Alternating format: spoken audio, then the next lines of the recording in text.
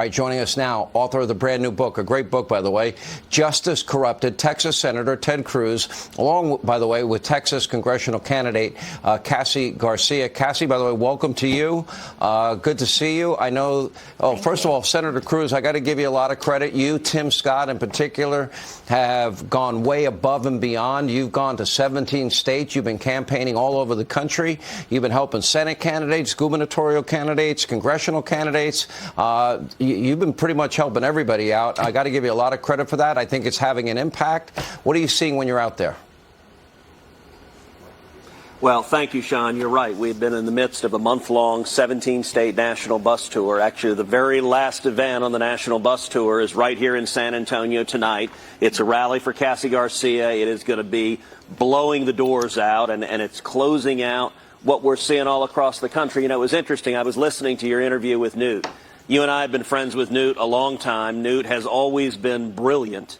But I got to say, it was remarkable as I sat there listening. I think I agreed with every syllable of every word Newt said to you. You know, just this week on my podcast, Verdict, I went through in detail, seat by seat, all of the Senate seats, and I agree with Newt. I think at the end of the day, we win the House, and we have between 30 and 50 seats that we pick up in the House. And I think in the Senate, I think we're likely at either 53 or 54 Republican pickups. I think we win Nevada. I think we win Georgia. And I think we've got a very good shot at winning Arizona and New Hampshire. And I agree with Newt that I think we hold on to all of the seats where we're on defense, whether it's Pennsylvania or Ohio or Wisconsin.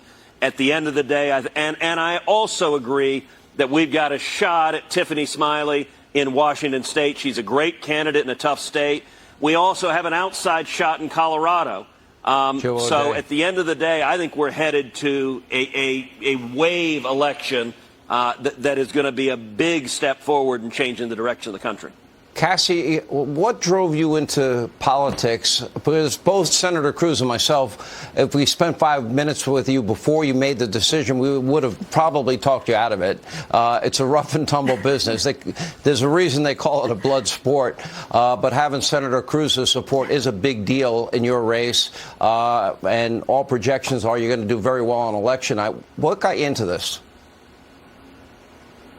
Look, I am a lifelong South Texan. I'm the wife of a Border Patrol agent, and I don't like what I'm seeing in Washington. And we, the Hispanic community, are tired of the Biden-Pelosi-Cuellar agenda. Look, Henry Cuellar has been in office since 1987, since I was in kindergarten. And what has that gotten us? Look, the border's broken, prices are out of control, and 4 out of 9 counties in the district do not even have a doctor. We are sick and tired, and not only that, he's under a criminal investigation for corruption. So people are sick and tired, and the seat's been Democrat control for 110 years, and it's time for a change. And people are ready for a new voice in Washington, D.C. And I had the honor and privilege working alongside Senator Cruz for the past 8 years, and people are ready. We're seeing the momentum on the ground right now, and I predict we're going to see a red wave in South Texas.